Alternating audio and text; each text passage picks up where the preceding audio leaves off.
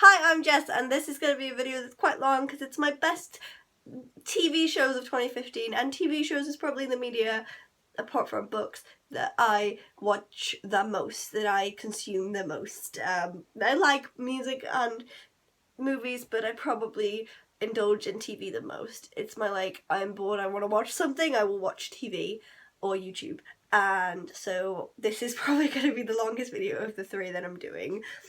So I'm going to get started with my favourites that were also on my last year's most anticipated, at least. When I did my most anticipated of 2015, I was currently watching the first one, and that is Arrow. I was on the first season, and this year's just been a year of getting obsessed with superhero TV shows. So Arrow and Flash have been big ones this year for me.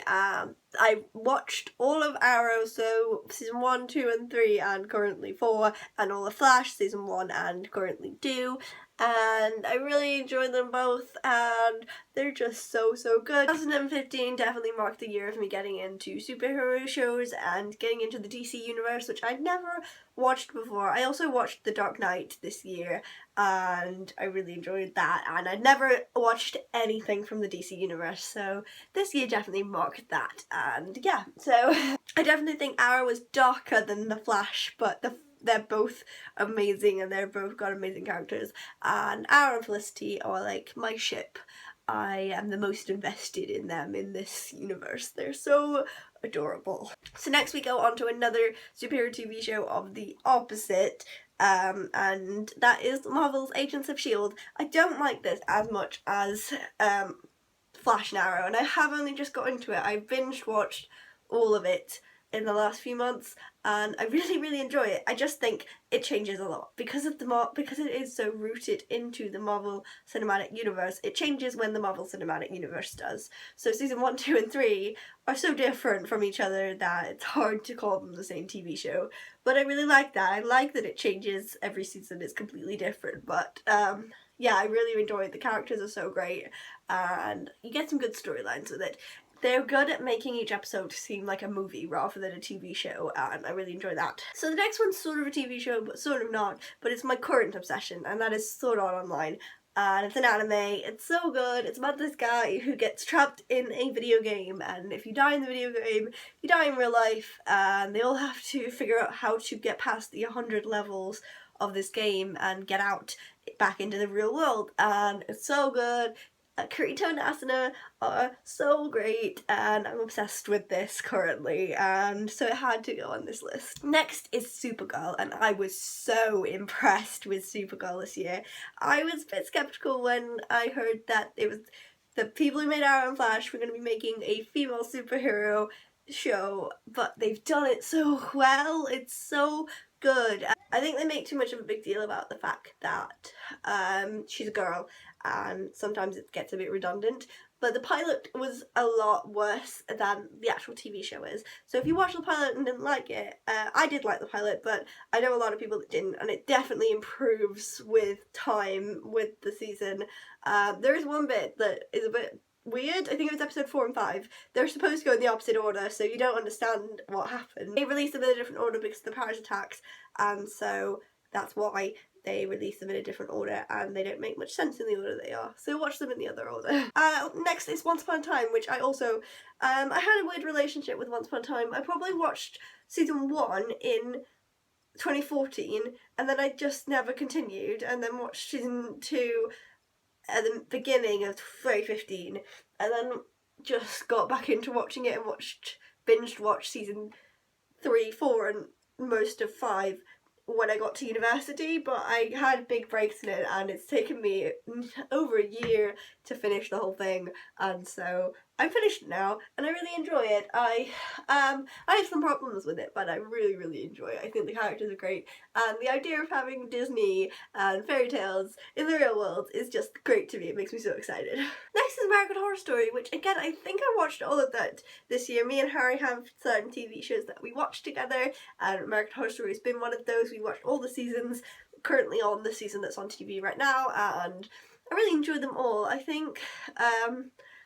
I didn't enjoy Coven as much as the others. I enjoyed Freak Show and this season probably the most. I really enjoyed those ones.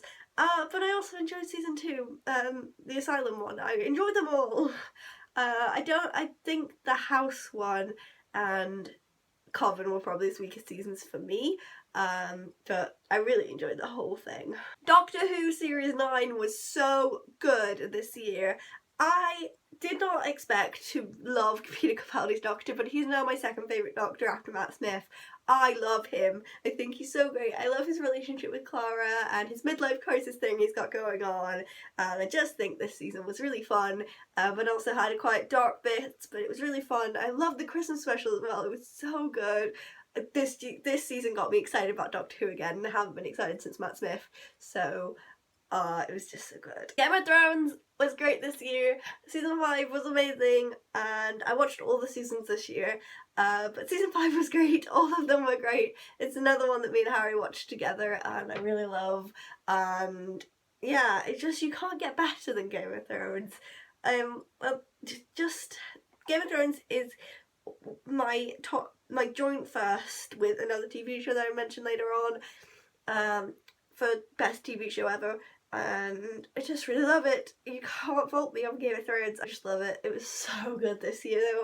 This season 5 was great, and I'm so looking forward to season 6 in 2016. So now for my joint first other one, and that's Orphan Black. Orphan Black season 3 was amazing. It just gets better with every season of Orphan Black, and I just think it's so good. It's so fun, but also really dark, but it's great, and it's so, I want more people to watch it. They didn't air it at the same time in the UK, but I watched it when it was airing in the US, so I watched it earlier. I think season 3 is still airing in the UK, like it's not done, but they posted a tiny teaser for like season 4, and I'm so excited for it. And it was just like her eye, but it was great, and